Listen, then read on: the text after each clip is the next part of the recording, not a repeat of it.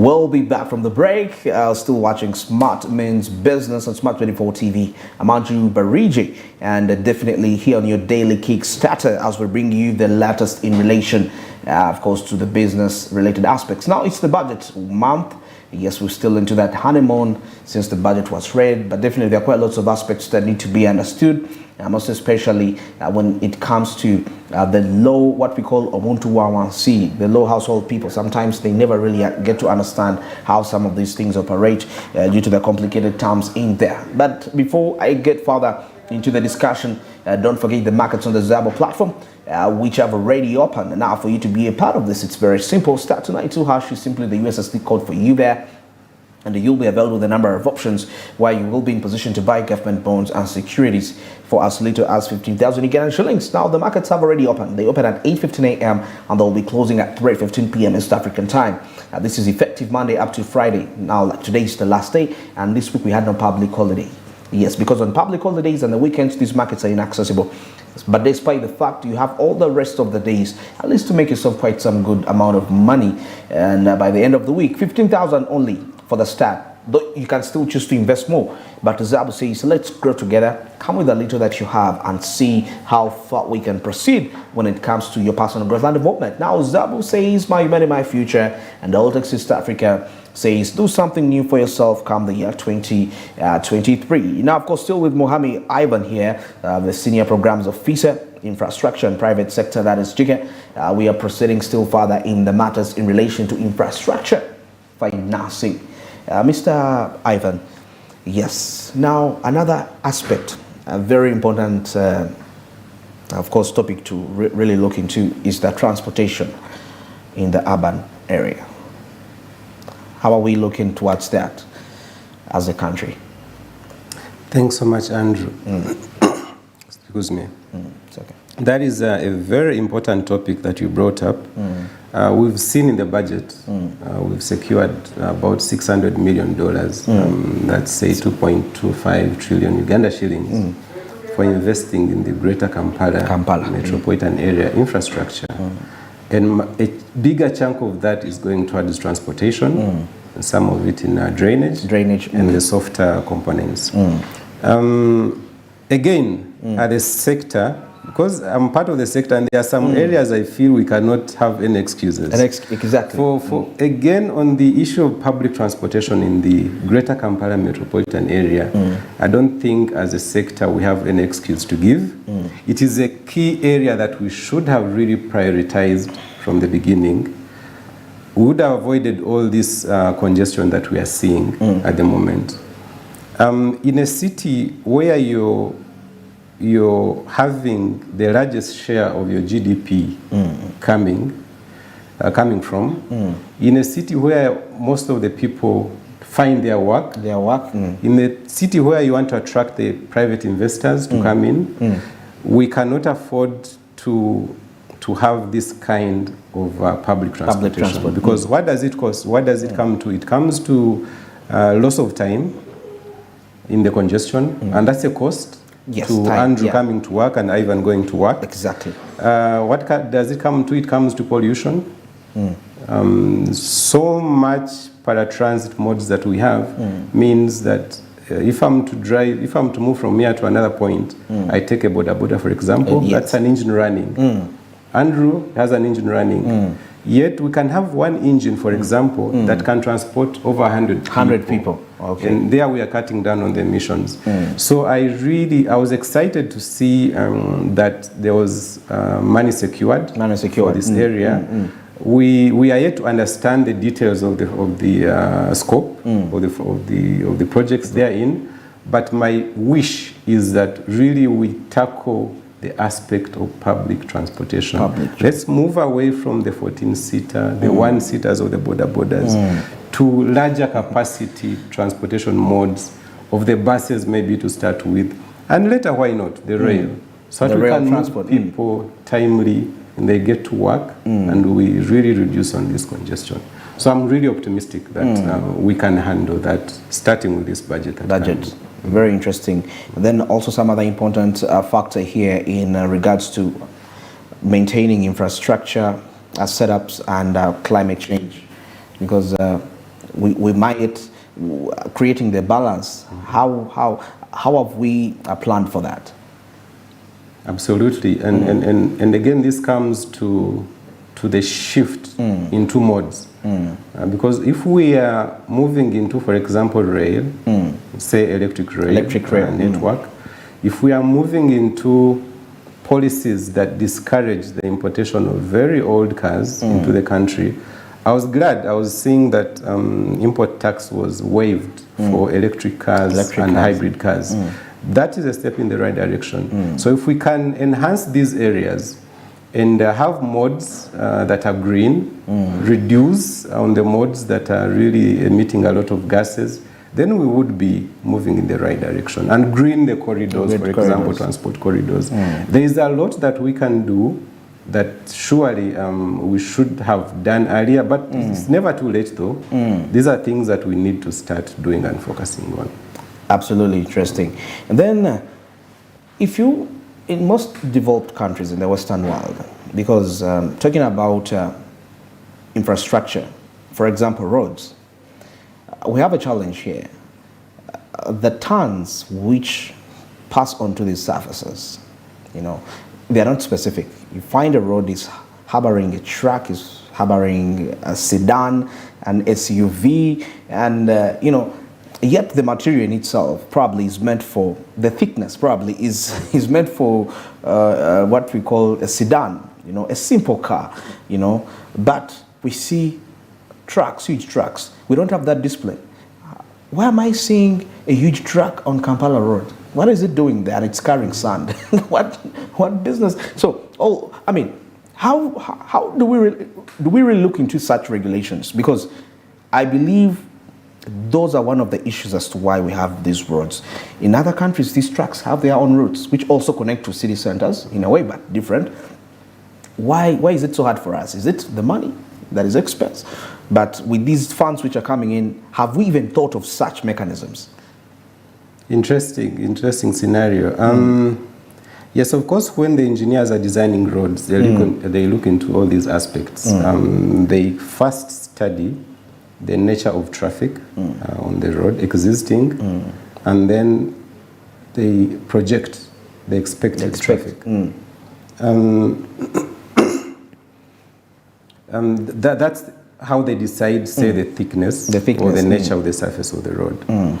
Now, regardless of whether the truck is carrying, say, sand and the small car is lighter, I think the issue is around enforcing how much weight is allowed on our roads. Because we do have thresholds of how much weight our roads can carry.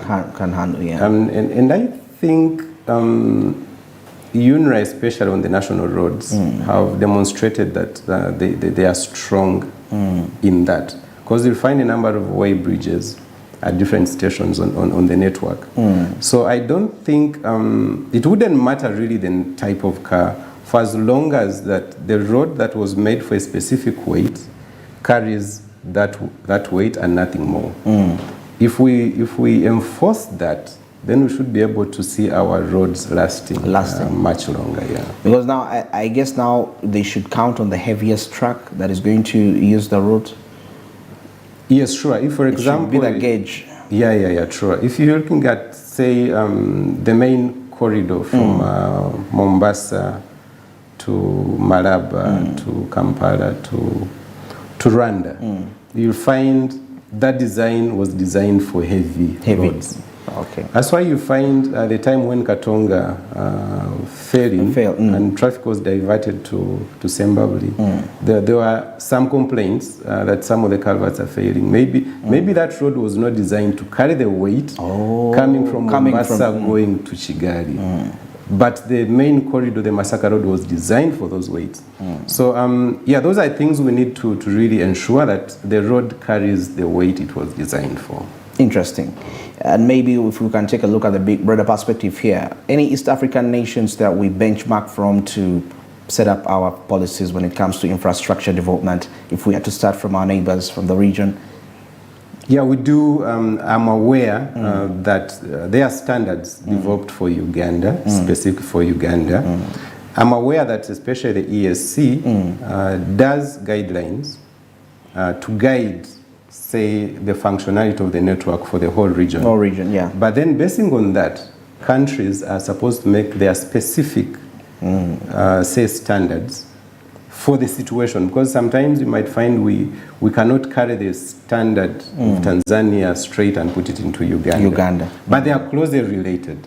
We have ESC, for example, regional standards and guidelines, and from where each country can really get down to their specific guidelines and standards. So I'm aware that there's some connectivity. Then also there is this aspect of contracting the different companies that take over these projects. You know, to what extent have they put into consideration of really involving domestic contractors into this? Because it's key because they contribute to the growth of the economy at the same time. Absolutely, that's a very interesting discussion to bring on the table, especially in a sector that takes the biggest chunk of the budget. We want to see this money going or staying with it, yes, in the country. And there has been this debate of maybe the cost of construction of roads in Uganda is way higher than the other neighbors in the region, and some of it can be attributed. Some circles attributed to the fact that we do not engage the local contractors. Okay. It is good, yes, to really engage the local contractors where they can be able to work. I think it's purely encouraged, and including, for example, the external financiers like ourselves. We do strongly encourage the use of the local resource, where they are able to do it. Then if there are some aspects that they cannot be able, then we can bring in the expatriates. So it's an issue that government needs to really promote, because there's no reason why, for example, a small thing, a simple road that can be done by a local contractor should be contracted out. But then you shouldn't forget the fact that it is an open market. So if a project is put out for tender, it's open to a Ugandan company and a foreign company, for example. For some reason, maybe you might find that actually a foreign company bids much lower than the local company. Okay. Because of different dynamics, say taxation and the cost of financing, access to finance. Sometimes you find the foreign contractors have access to cheaper financing. Very true. Yet our local contractors really do not have that pleasure. So there is a lot that goes in, but I'm aware that government, especially for public finance projects, I'm aware that government has put a threshold for any project finance from the Ugandan budget. You cannot go below that without having the local content. And that is a move in the right direction. Okay. So what is left now is for the local contractors to up their game, to really get their art right, build their capacity, and do a good job. Then that way, they will get up, and then we start seeing the foreign companies maybe going off or being left to highly specialized projects. Then the local companies can do. The simple road really should be done by a local company. It is not highly specialized. So I'm positive that government is aware of that, and they are putting measures really. I know some projects which have been ring-fenced for the local contractors. So there is some direction. I only urge our local contractors to really be perfect on their game. Exactly. Local contractors, you hear that, you need to up your game when it comes to how best you put out there for you to be in position to get these contracts. And now, looking at also, infrastructure, I relate it to innovation, some sort of, because definitely with growth of innovation, even how we set up our infrastructure changes, and it determines the longevity of that. To what extent are we going to involve the current innovation so that we set our standards? For example, like the city, like the urban transportation. To what extent are we involving the innovation aspect to boost the infrastructure? Thanks. That's a good point. excuse me again, that's a very good point, especially in a country like ours, where we have a large pool of highly talented youths in the different sectors, including IT and all these other areas. So that would be the best way to engage them and to involve them in the development process. And of course, technologies keep evolving with time. And I'm aware, for example, we are supporting the Kampala Capital City Authority with a transport or a traffic control management system, which is quite high-tech. Very true. So if we can be able to build that kind of pool or engage that kind of pool into especially the construction or the installation of these projects, it would be a good chance for them to pick from there. And I'm also aware that in the different sectors, they have actually deliberately chosen to consume the local technologies. The local technologies. In the transport sector, I'm not aware of any deliberate moves to that direction. But where we can consume locally developed technology and innovation, surely we should. It's one of the ways to be in charge of the technologies. Amazing. Maybe finally, lastly here about, the human capital development took the biggest share into this budget. And, when human capital, this aspect of having a ready product, a ready human that is able to execute. And I think I believe if we are to have a stable infrastructure, of course, the human aspect is very important. Because even if we are to incorporate technology, it's going to be operated by a human being. So how far have you gone in terms of advising government in how best we can have the best human resource, the best labor when it comes to putting down this infrastructure? Because I believe sometimes we have people that probably are not even qualified to do some of these things, and they're taking up, they're on ground. How are we making sure that we really make sure that we have cream to avoid further disturbances, which are witnessed by the product which is put out there? Thanks, Andrew, for that. There's no question about human capital development if a nation is going to develop. It is a must. It is a must. Exactly. And taking an example of, say, Japan. Japan didn't and doesn't have any natural resources, doesn't have so much resource that other countries like us have. Exactly. The only thing they had and they have is the human resource. And that is what they used to develop their country. So there's no question that we cannot invest in our human resource. Thanks to God, the budget is responding to that in terms of allocations. Yes. Now, what is left is how the allocations are being utilized to develop the human resource. Yes. I know for sure, for example, in the infrastructure industry, it is a must for every project to have a technical transfer aspect. Every project to have a technical transfer, especially for the foreign contracted projects. Yes, the foreign companies will bring in lots of technology and expertise, but we do not want, or the sector does not want that expertise the project to end and the people leave, and there's nothing that has been translated or given to the Ugandan expatriates. So there is that aspect, and I'm sure that especially for the complex projects, most of our Ugandan engineers have picked. Two projects have been part of, say, the Nile Bridge at Jinja and the Kampala flyover. I've seen a pool of very good young Ugandan engineers that were part of the project from the beginning, and now they are up there, they are in charge after the expatriates had left. So we only hope that this allocation that has been given to human capital development surely should go down to developing the skills that we need and providing the infrastructure that we need to ensure that we have really a resourceful workforce. Interesting, because I believe as much as we use the expatriates, these expatriates should come and teach our local personnel, so that we shouldn't be relying on them all the time. we shall become slaves, and that is money moving out of the country. Maybe. It's interesting. Well, it's 12 minutes to the top of the hour. You're still watching STARTIMES Business, and of course we are discussing financing for infrastructure, and my guest this morning is Mohammed Ivan, that is the Senior Programs Officer, and of course infrastructure and private sector.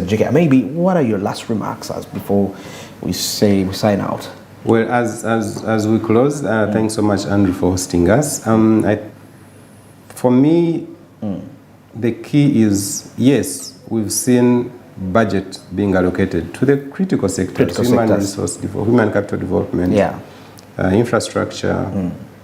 Of course, the biggest chunk was going to interest, which we need to also think about, because we cannot afford to. Take an example for roads. We have about 160,000 kilometers of road. We cannot afford, and only 4% of that is sealed. It's sealed, yes. So we cannot afford to depend on, say, public financing if we are to develop all this infrastructure.